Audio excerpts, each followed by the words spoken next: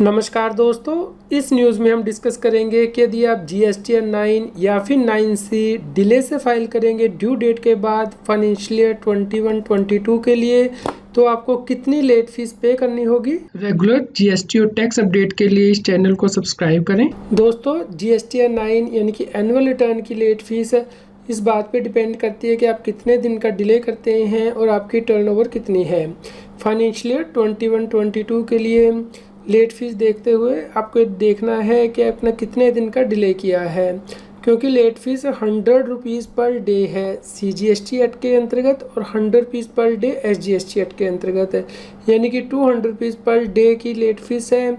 लेकिन जो maximum late fees होगी वो 0.5% ऑफ द टर्नओवर होगी, जो आपकी स्टेट में यूटी में है, यानी कि 0.25% CGST एक्ट के अंतर्गत और 0.25% SGST एक्ट के अंतर्गत है। तो इनमें से जो भी लोअर फिगर होगी वो लेट फीस होगी। दोस्तों, सबसे पहले आपको ये समझना है कि फाइनेंशियल ईयर 21-22 के लिए ड्यू डेट क्या है GST 9 को फाइल करने के लिए। इसके लिए आपको रूल 80 को रेफर करना है CGST रूल्स में, जो कि यह बताता है कि हर रजिस्टर्ड व्यक्ति को GST के एनुअल रिटर्न फाइल करनी होती है फाइनेंशियल ईयर के ख़त्म होने के बाद 31 दिसंबर तक। तो आपको फाइनेंशियल ईयर 21-22 की GST की एनुअल रिटर्न 31 दिसंबर 2022 तक फाइल करनी है। दोस्तों, इसके साथ ही आपको GST 9C भी फाइल करनी है यदि आपकी टर्नओवर 5 करोड़ रुपए से ज़्यादा हो जाती है एग्रीगेट टर्नओवर फाइनेंशियल ईयर में, और इसके लिए भी लास्ट डे 31 दिसंबर 2022 ही है फाइनेंशियल ईयर 21-22 के लिए। दोस्तों, जब हम किसी चीज़ को एग्जाम्पल के साथ समझते हैं तो वो आसान हो जाती है। तो चलिए हम इस एग्जाम्पल के साथ समझते हैं कि GST 9 की लेट फीस कैसे कैलकुलेट होती है। मान लीजिए एक टैक्स पेयर है जिसकी के टर्नओवर 3 करोड़ रुपया है फाइनेंशियल ईयर 21-22 में, और वो जो लास्ट डेट 31 दिसंबर 2022 को मिस कर देता है GST 9 यानी कि एनुअल रिटर्न को फाइल करने के लिए, बल्कि एनुअल रिटर्न फाइल की जाती है 15 जनवरी 2023 को। तो उस केस में कितनी लेट फीस पे करनी होगी। दोस्तों, यहाँ पे 15 डेज़ का डिले हो गया है ड्यू डेट के बाद, तो इस केस में 200 रुपीज़ पर डे की जो लेट फीस है यानी कि 3000 रुपीज़ होगी, यानी कि 1500 रुपीज़ CGST एक्ट के अंतर्गत और 1500 रुपीज़ SGST एक्ट के अंतर्गत है।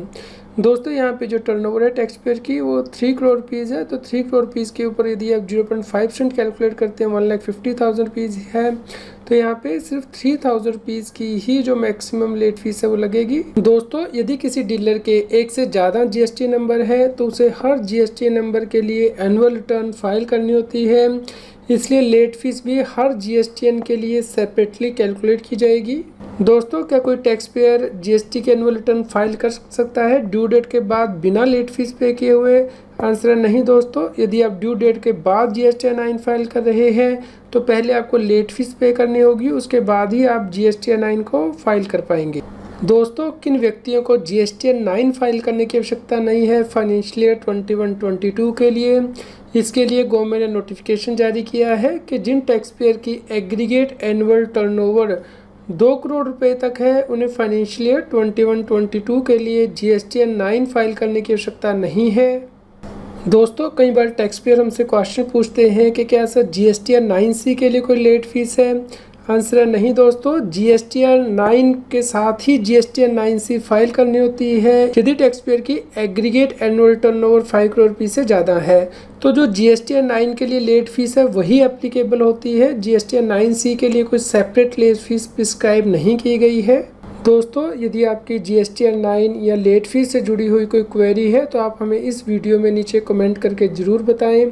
उम्मीद करते हैं आपके लिए यह न्यूज़ यूज़फुल रही होगी। कृपया लाइक कीजिए, शेयर कीजिए ताकि सभी लोगों तक ये जानकारी पहुंच पाए और वो GST की कॉम्प्लायंस कर पाएँ। रेगुलर GST और टैक्स अपडेट के लिए इस चैनल को सब्सक्राइब करें।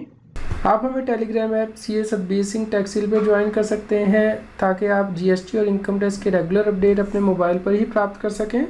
यदि आप इस चैनल को सपोर्ट करना चाहते हैं या फिर आपकी कोई इनकम टैक्स और GST की क्वेरी है तो आप सुपर थैंक्स बटन को यूज़ करके वो पूछ सकते हैं ताकि हम जल्द से जल्द आपकी क्वेरी का जवाब दे पाएँ।